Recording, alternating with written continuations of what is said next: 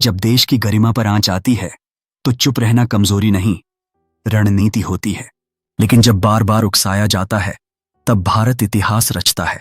आज हम उस ऐतिहासिक फैसले की कहानी लेकर आए हैं जब हिंदुस्तान ने तुर्की के खिलाफ वो किया जिसकी किसी को उम्मीद नहीं थी, व्यापारिक प्रतिबंध।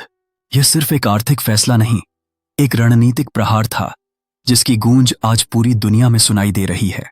तुर्की के राष्ट्रपति रेचेप तैयप एर्दोगन का यूएन में भाषण, भारत के खिलाफ दिए गए बयान, पाकिस्तान के समर्थन के दृश्य, भारत में फैले रोष, ट्विटर ट्रेंड्स, बॉयकॉट टर्की, तुर्की की ऑटोमन विरासत और भारत के साथ उसके ऐतिहासिक संबंधों की झलक।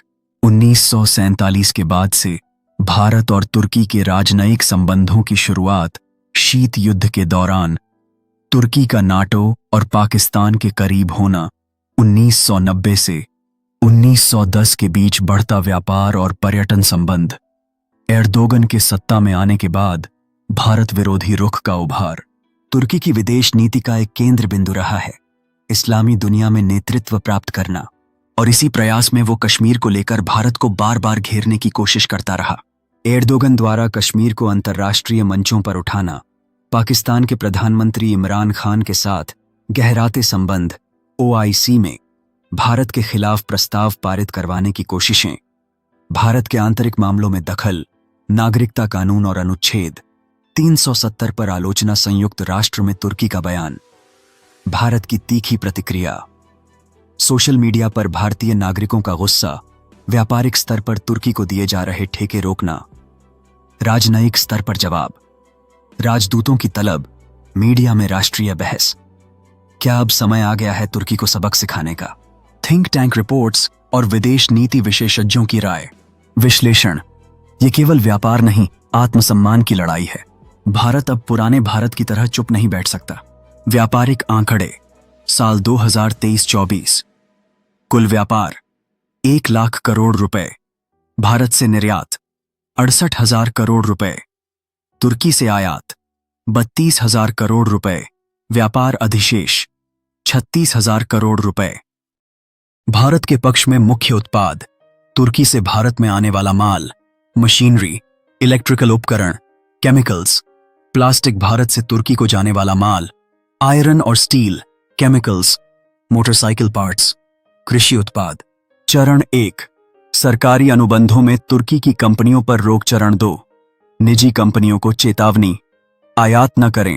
चरण 3, तुर्की से आने वाले माल पर भारी टैक्स और निरीक्षण। चरण 4, सॉफ्ट पावर, सिनेमा, पर्यटन और व्यापारिक मेलों में बहिष्कार।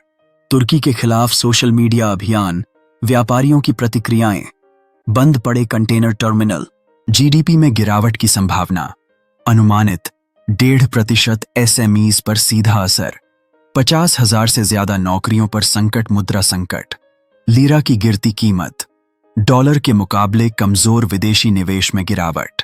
तुर्की की अर्थव्यवस्था पर भारत के प्रतिबंध का प्रभाव, सेक्टर वाइज डाटा, विश्लेषण। एक, भारत ने अपने बाजार का दरवाजा बंद कर दिया और तुर्की की 10 से ज्यादा इंडस्ट्रीज हिल गईं।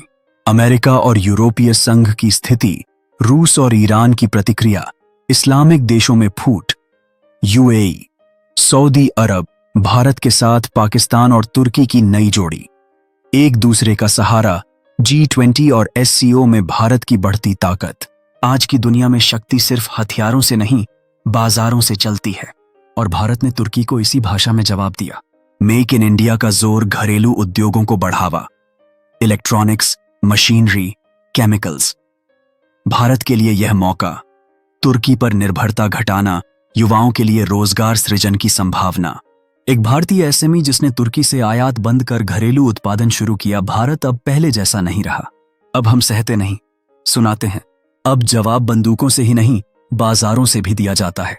और जब देश का सम्मान दांव पर हो तो भारत की जनता और सरकार एक स्वर में बोलती है, भारत पहले।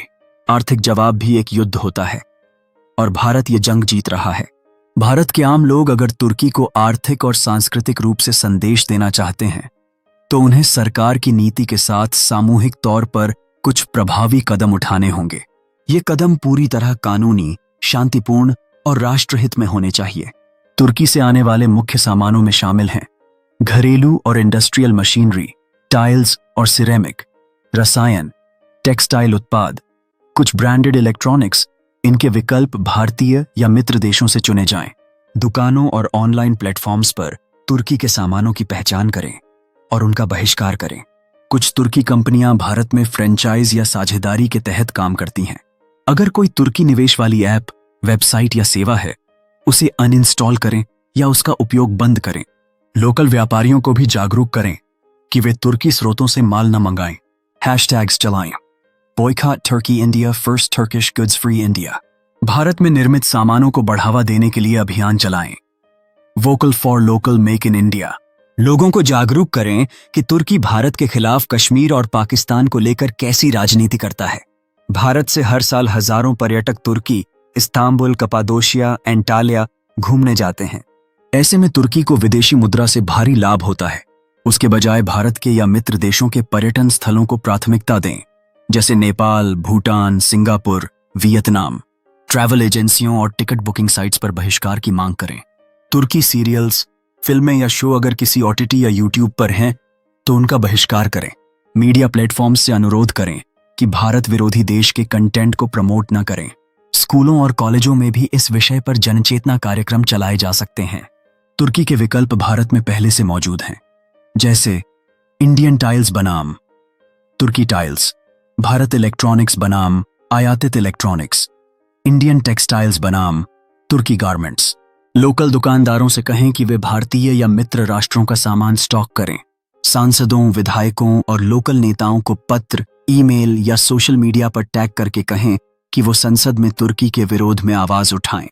व्यापारिक मंडलों और चैम्बर ऑफ कॉमर्स से तुर्की बहिष्कार की मांग करें।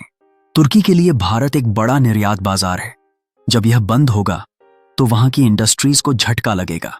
भारत की जनता अगर संगठित रूप से आर्थिक जवाब दे तो यह तुर्की के नेताओं को कड़ा संदेश देगा कि भारत केवल सरकार नहीं बल्कि 140 करोड़ लोगों की आवाज है।